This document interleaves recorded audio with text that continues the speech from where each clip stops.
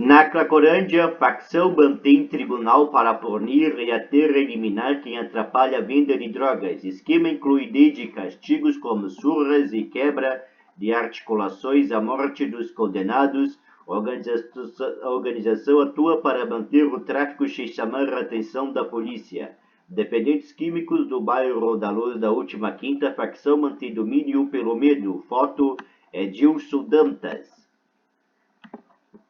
Aglomerados em praças ou espalhados pelas ruas do centro de São Paulo, dependentes químicos que frequentam ou vivem na Cracolândia estão submetidos a um rigoroso código de conduta estabelecido pelo crime organizado com regras e penalidades para quem as desobedece. Em nome do lucro, nos moldes do controle que exerce em presídios e comunidades, a principal facção do país tem uma estrutura conhecida como Tribunal do Crime dentro do fluxo que julga, condena e castigue desde uma surra que resulte em deficiência física permanente até a morte.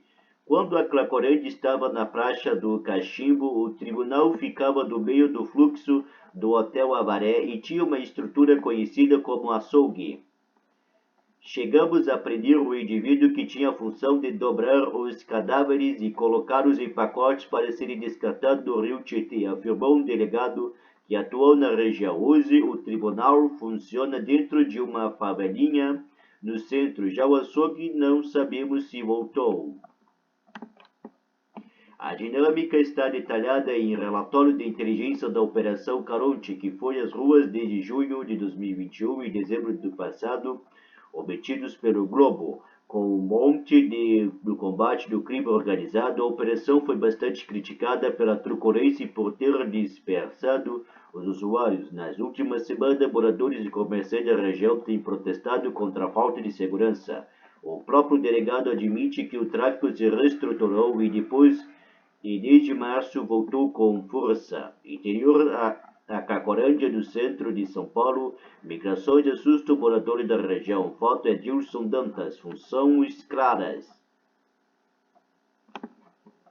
O Código Penal próprio da facção prevê punições específicas. Quem desobedece é chamado para o debate. Uma sessão de julgamento. Pequenos furtos de drogas, por exemplo, resultam na quebra de articulações. Ao andar pelo fluxo, é possível ver corpos machucados, muletas e cadeiras de rodas de quem já foi julgado. Para crimes como estupro e delação, a pena é máxima, a de morte. E a sentença demora mais dias para chegar porque precisa da aprovação da cúpula da facção. Os documentos trazem a imagem de uma vítima do Tribunal do Crime, um usuário com o braço esquerdo quebrado por ter roubado alguns gramas de crack.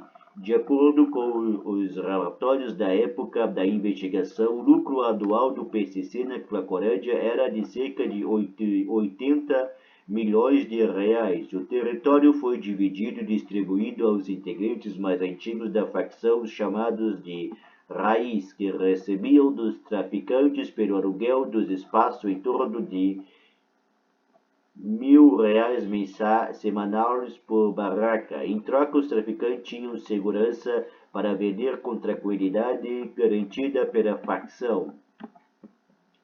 Os documentos mostram que, para manter certa ordem da Cracolândia, a facção dispunha de um eficiente esquema de funcionários do tráfico. O barraqueiro ficava a cargo da montagem e desmontagem das barracas de forma ágil, para dificultar o encontro da droga durante ações policiais. Já o travessia transportava o crack até o fluxo escondido em carroças e até cadáveres de vítimas do Tribunal do Crime. Em geral, eram usuários de drogas em situação de rua e, por isso, costumavam passar despercebidos pela vigilância. Troca abrupta. As investigações ressaltam que a facção arrendava hotéis clandestinos e pensões, apagava os números dos estabelecimentos para dificultar a localização e os usava como local de consumo de drogas e esconderijos. Também estimulava os dependentes a roubar e invadir comércios da região para distrair a polícia enquanto a droga entrava no fluxo. Com a troca do governo do estado em janeiro, pelo menos dezenas de policiais envolvidos na Caronte foram realocados, incluindo delegados, escrivães e investigadores. Outro delegado da operação ouvido pela reportagem avaliou como desastrosa mudança abrupta. Nós tínhamos tirado a territorialidade dos traficantes, restaram só os dependentes e os vapores, vendendo no milho da mão, sem barraca, não tinha confronto com o comerciante nem agressão. Agora o fluxo aumentou e eles, o governo, perderam o controle, avaliou.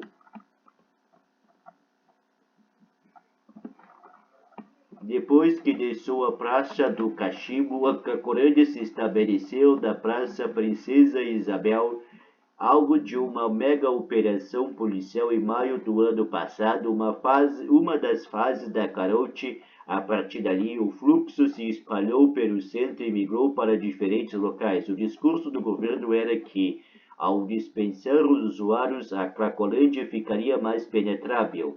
Hoje localizada na Rua dos Gusmões, com a Avenida Rio Branco e na Rua dos Protestantes, a Cracolândia continua com uma alta concentração de usuários e as barracas de venda de drogas, ainda que em menor quantidade, permanecem nas vias públicas.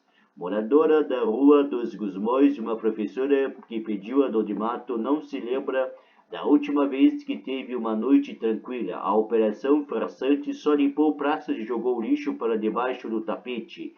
A Cracolândia mudou de lado. De repente somos despertados por uma briga, caixa de som, uma bomba, um helicóptero.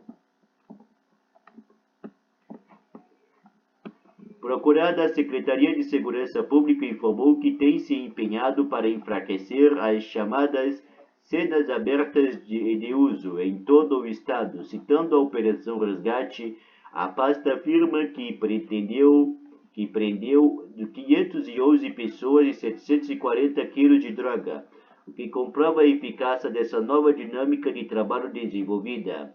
A SSP diz que a quarta semana de agosto registrou a 21ª queda consecutiva nos casos de roubo do Campos Elíseos e na Santa Cecília.